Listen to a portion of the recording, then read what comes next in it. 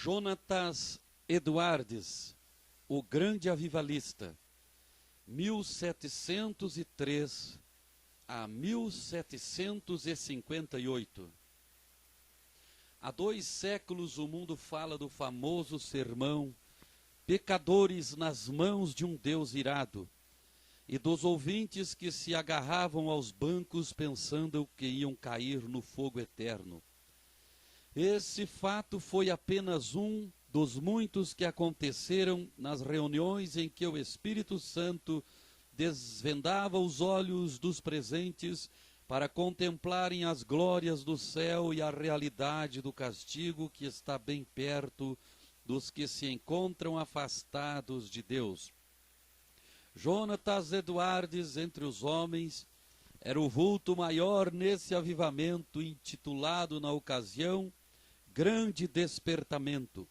Sua vida é um exemplo destacado de consagração ao Senhor para o desenvolvimento maior do intelecto, e sem qualquer interesse próprio de deixar o Espírito Santo usar o mesmo intelecto como instrumento nas suas mãos.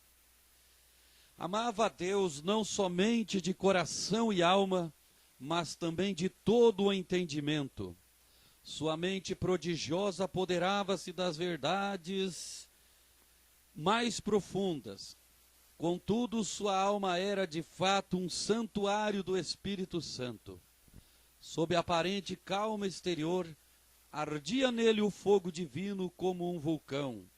Os crentes atuais devem a esse herói, graças à sua perseverança em orar e estudar, sob a direção do Espírito, a volta às várias doutrinas e práticas da igreja primitiva. Grande foi o fruto da dedicação do lar em que Eduardes nasceu e se criou. Seu pai foi o amado pastor de uma só igreja durante um período de 64 anos. Sua piedosa mãe era filha de um pregador que pastoreou uma igreja durante mais de 50 anos. Das 10 irmãs de Jonatas, 4 eram mais velhas do que ele e 6 mais novas. Muitas foram as orações que os pais ofereceram a Deus para que o único e amado filho fosse cheio do Espírito Santo e que se tornasse grande perante o Senhor. Não somente oravam assim, fervorosa e constantemente, mas mostravam-se igualmente zelosos em criá-lo para Deus. As orações à volta da lareira os estimularam a se esforçarem, e seus esforços redobrados os motivaram a orar mais fervorosamente. O ensino religioso e permanente resultou em Jonatas conhecer intimamente a Deus quando ainda criança. Quando Jonatas tinha 7 ou 8 anos, houve um despertamento na igreja de seu pai, e o menino acostumou-se a orar sozinho, 5 vezes todos os dias, e a chamar outros da sua idade para orarem com ele. Citamos aqui as suas palavras sobre esse assunto. A primeira experiência de que me lembro de sentir no íntimo a delícia de Deus e das coisas divinas foi ao ler as palavras de 1 Timóteo, capítulo 1, versículo 7.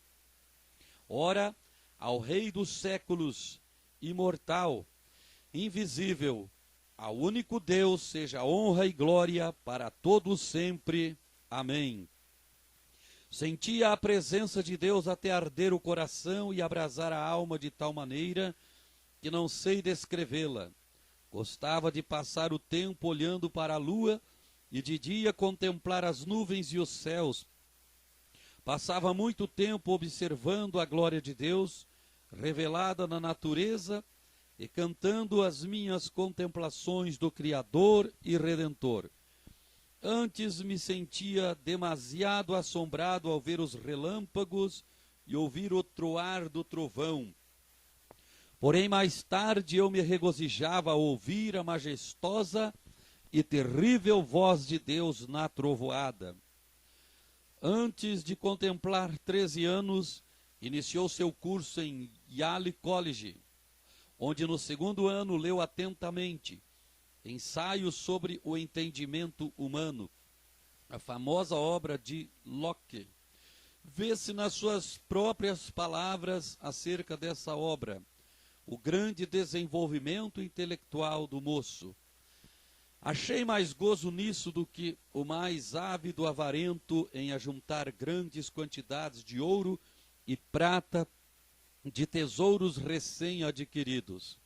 Eduardes, antes de completar 17 anos, diplomou-se no Yale College, com as maiores honras. Sempre estudava com esmero, mas também conseguia tempo para meditar na Bíblia diariamente. Depois de diplomar-se, continuou seus estudos em Yale durante 2 anos e foi então separado para o ministério. Foi nessa altura que seu biógrafo escreveu acerca de seu costume de dedicar certos dias para jejuar, orar e examinar-se a si mesmo. Acerca da sua consagração com a idade de 20 anos, Eduardes escreveu: dediquei-me solenemente a Deus e o fiz por escrito, entregando a mim mesmo tudo o que me pertencia ao Senhor, para não ser mais meu em qualquer sentido, para não me comportar como tivesse direitos de forma alguma, travando assim uma batalha com o mundo, a carne e Satanás até o fim da vida. Alguém assim se referiu a Jonatas. Sua constante e solene comunhão com Deus em secreto fazia com que o rosto dele brilhasse perante o próximo, e sua aparência, semblante, palavras e todo o seu comportamento eram acompanhados de seriedade, gravidade e solenidade. Aos 24 anos, casou-se com Sarah Pierrepont, filha de um pastor. Desse enlace nasceram, como na família do pai de Eduardes, 11 filhos. Por ocasião do grande despertamento, ao lado de Jonatas Eduardes, estava o nome de Sarah Eduardes, sua fiel esposa e ajudadora em tudo. Tal qual seu marido, ela nos serve como exemplo de rara intelectualidade, profundamente estudiosa, inteiramente entregue ao serviço de Deus. Ela era conhecida por sua santa dedicação ao lar, pelo modo de criar seus filhos e pela economia que praticava, movida pelas palavras de Cristo, para que nada se perca. Mas antes de tudo, tanto ela como seu marido eram conhecidos por suas experiências com a oração. Faz-se menção destacada de um período de 3 anos, especialmente durante o qual, apesar de gozar de perfeita saúde, ficava repetidas vezes sem forças por causa das revelações do céu. A sua vida inteira foi de intenso gozo no Senhor. Jonatas Eduardes costumava passar 13 horas todos os dias estudando e orando. Sua esposa também o acompanhava na oração, diariamente. Depois da última refeição, ele deixava toda a lida a fim de passar 1 hora com a família. Mas que doutrinas a igreja havia esquecido e que Eduardes começou a ensinar e a observar de novo, com manifestações tão sublimes? Basta uma leitura superficial para descobrir que a doutrina a qual deu mais ênfase foi a do novo nascimento, apresentando-a como uma experiência certa e definida, em contraste com a ideia da Igreja Romana e de várias denominações. O evento que marcou o começo do grande despertamento foi uma série de sermões feitos por Eduardes sobre a doutrina da justificação pela fé, que fez os ouvintes sentirem a verdade das Escrituras. O foco de seus sermões era de que toda a boca ficará fechada no dia do juízo, e que não há coisa alguma que por um momento evite que o pecador caia no inferno, senão o bel prazer de Deus. É impossível avaliar o grau do poder de Deus derramado para despertar milhares de almas para a salvação, sem primeiro nos lembrarmos das condições das igrejas da Nova Inglaterra e do mundo inteiro nessa época. Quem até hoje não se admira do heroísmo dos puritanos que colonizaram as florestas da Nova Inglaterra, passara, porém, essa glória, e a igreja indiferente, cheia de pecado, encontrava-se face ao maior desastre. Parecia que Deus não queria abençoar a obra dos puritanos, obra que existiu unicamente para a sua glória. Por isso, no mesmo grau em que havia coragem e ardor entre os pioneiros, houve entre seus filhos perplexidade e confusão. Se não pudessem alcançar de novo a espiritualidade, só lhes restava esperar o juízo dos céus. O famoso sermão de Edwardes, pecadores nas mãos de um Deus irado, merece menção especial. O povo, ao entrar para o culto, mostrava um espírito leviano e mesmo de desrespeito diante dos 5 pregadores que estavam presentes. Jonatas Edwardes foi escolhido para pregar.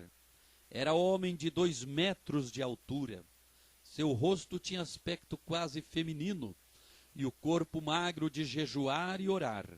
Sem quaisquer gestos, encostado num braço sobre a tribuna, segurando o manuscrito na outra mão, falava com voz monótona. Discursou sobre o texto de Deuteronômio 32, versículo 35, ao tempo em que resvalara o seu pé. Depois de explicar a passagem, acrescentou que nada evitava, por um momento, que os pecadores caíssem no inferno, a não ser a própria vontade de Deus, que Deus estava mais encolerizado com alguns dos ouvintes do que com muitas pessoas que já estavam no inferno, que o pecado era como um fogo encerrado dentro do pecador, e com a permissão de Deus pronto a transformar-se em fornalhas de fogo e enxofre, e que somente a vontade do Deus indignado os guardava da morte instantânea. Prosseguiu então aplicando o texto ao auditório. Aí está o inferno com a boca aberta. Não existe coisa alguma sobre a qual vós vos possais firmar e segurar. Entre vós e o inferno existe apenas a atmosfera. Há atualmente nuvens negras da ira de Deus pairando sobre vossas cabeças, predizendo tempestades espantosas com grandes trovões. Se não existisse a vontade soberana de Deus, que é a única coisa para evitar o ímpeto do vento até agora, serias destruídos e vos tornarias como a palha da eira. O Deus que vos segura na mão sobre o abismo do inferno, mais ou menos como o homem segura uma aranha ou outro inseto nojento sobre o fogo, durante um momento, para deixá-lo cair depois, está sendo provocado em extremo. Não há que admirar se alguns de vós com saúde e calmamente sentados aí nos bancos, passarem para lá antes de amanhã. O resultado do sermão foi como se Deus arrancasse um véu dos olhos da multidão para contemplar a realidade e o horror da posição em que estavam. Nessa altura o sermão foi interrompido pelos gemidos dos homens e os gritos das mulheres, que quase todos ficaram de pé ou caídos no chão. Foi como se um furacão soprasse e destruísse uma floresta. Durante a noite inteira, a cidade de Enfield ficou como uma fortaleza sitiada. Ouvia-se em quase todas as casas o clamor das almas que até aquela hora confiavam na sua própria justiça. Esperavam que a qualquer momento o Cristo descesse dos céus com os anjos e apóstolos ao lado, e que os túmulos entregassem os mortos que neles havia. Tais vitórias contra o reino das trevas foram ganhas de joelhos. Edwardes não abandonara nem deixara de gozar os privilégios das orações. costume que vinha desde a meninice. Continuou a frequentar também os lugares solitários da floresta, onde podia ter comunhão com Deus. Como exemplo, citamos a sua experiência com a idade de 34 anos, quando entrou na floresta a cavalo.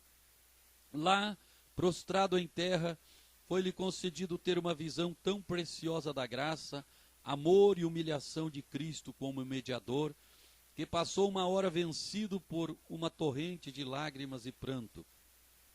Como era de esperar, o maligno tentou anular a obra gloriosa do Espírito Santo no grande despertamento, atribuindo tudo ao fanatismo. Em sua defesa, Eduardes escreveu: Deus, conforme as Escrituras, faz coisas extraordinárias. Há motivos para crer, pelas profecias da Bíblia, que sua obra mais maravilhosa seria feita nas últimas épocas do mundo. Nada se pode opor às manifestações físicas, como as lágrimas, gemidos, gritos, convulsões, falta de forças. De fato, é natural esperar, ao nos lembrarmos da relação entre o corpo e o espírito, que tais coisas aconteçam. Assim falam as Escrituras, do carcereiro que caiu perante Paulo e Silas, angustiado e tremendo, do salmista que exclamou sob a convicção do pecado: envelheceram os meus ossos pelo meu bramido durante o dia todo. Salmo 32, versículo 3. Dos discípulos que na tempestade do lago clamaram de medo, da noiva do Cântico dos Cânticos, que ficou vencida pelo amor de Cristo até desfalecer. Certo é que na Nova Inglaterra começou, em 1740, um dos maiores avivamentos dos tempos modernos. É igualmente certo que este movimento se iniciou não com os sermões célebres de Eduardes, mas com a firme convicção de que há uma obra direta que o Espírito Divino faz na alma humana. Note-se bem, não foram seus sermões monótonos, nem a eloquência extraordinária de alguns, como George Whitefield, mas sim a obra do Espírito Santo no coração dos mortos espiritualmente, que começando em Northampton, espalhou-se por toda a Nova Inglaterra e pelas colônias da América do Norte, chegando até a Escócia e a Inglaterra.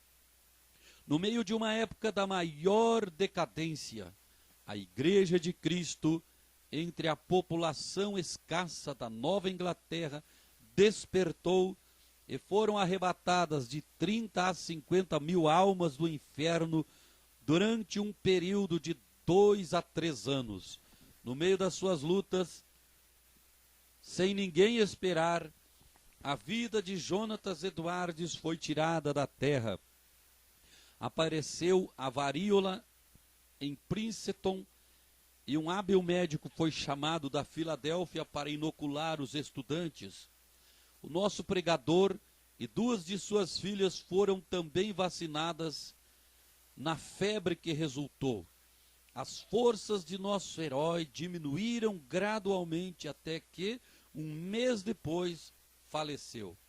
Assim diz um de seus biógrafos: em todo o mundo onde se falava o inglês, era considerado o maior erudito desde os dias do apóstolo Paulo ou de Agostinho. Para nós, a vida de Jonatas Eduardes é uma das muitas provas de que Deus não quer que desprezemos as faculdades intelectuais que Ele nos concede, mas que as desenvolvamos sob a direção do Espírito Santo e que as entreguemos desinteressadamente para o seu uso.